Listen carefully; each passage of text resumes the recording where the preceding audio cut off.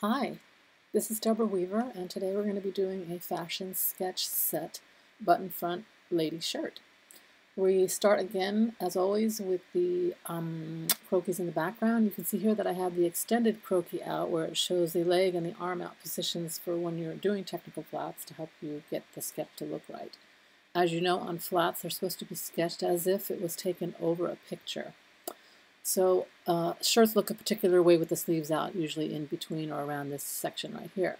So we're going to start by grabbing our fashion sketch set front bodies. We're going to use the basic blouse outline with the shirt tail bottom.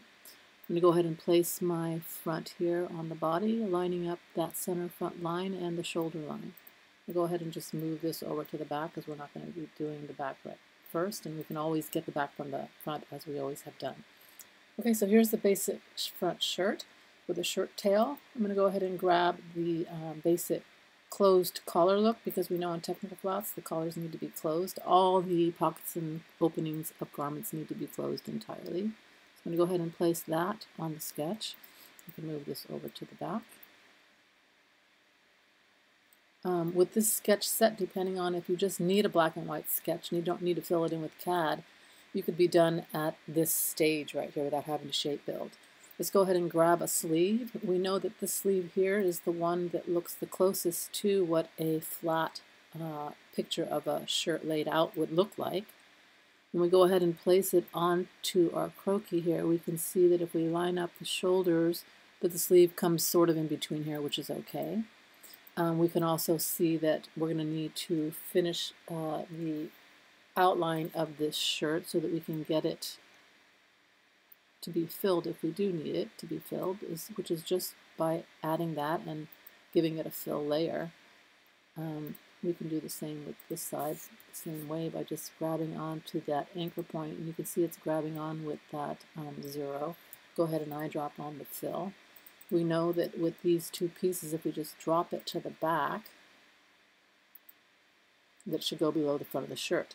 Now we haven't done a shape build on the outer shirt, so in order to get this to fill, we're going to need to ungroup everything. So we're going to ungroup the hemline, we're going to ungroup the side seams with the armhole. The armhole's always attached with that stitch that we're going to need, so let's ungroup that element. So here we are, we have the basic elements, which are our bottom hem edge, our neckline. We're going to need to go ahead and fill this in here approximately where it would need to be. We have our grid in the background so we can make this a nice shape. So now we can go ahead and grab all of these pieces here and use the shape building tool, which is right here. So we can go ahead and fill it with white. And now we've got our basic front shirt, which when we drop into place should still be below the stitches yet above the sleeve. So here we have the front now. We could fill this if we needed to. The last piece that we would want to double check is on this placket here, because we can see here it's been grayed out. We would want to make sure that we turn it to white, turn it into a 0.1 line there is the outline. I'm going to go ahead and make the placket into a 7.5, so it's sort of an internal aspect to the garment. I'm going to go ahead and just drop it down just a tad so that it's let's actually elongate it. Well, actually, you can see here that the collar is just slightly above the neck there, so we're just going to drop it in, and now that looks like it's dropped perfectly into place there. So any of these could be filled. Let's go ahead and take the gray out of these and make it white.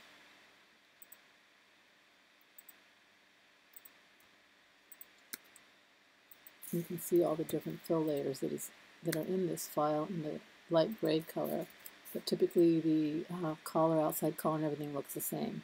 We can go in and fix this little piece later if we choose to put a full back in there to make it lighter than whatever the outer piece is going to be. So here we have the front now. We know that to make the back, we can simply just bring this over, and because we have that anchor point in the middle, we can just grab that anchor point that we did here on this piece and just bring it up because the shape was there, and just make sure that it's dropped behind the collar here, which it is. Let's turn this collar white. It's the same 1 point outline as the other parts of the sketch, and then the last things that we need is to bring the sleeves over. So let's go ahead and just make sure that this is all grouped, and then drop it back to the back, mirror it over to the back here, because we know that that sleeve down needs to be mirrored over, and it ends up on this side when it comes over to the back.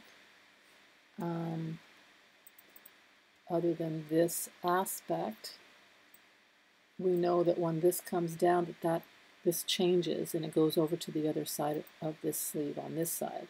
So let's go ahead and make those couple of adjustments there by just ungrouping and then seeing that we can grab this whole cuff information and move it.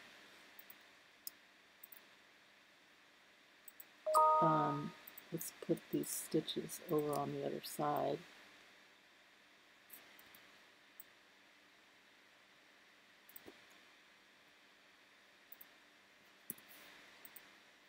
And it went to the back, so let's bring it to the front here.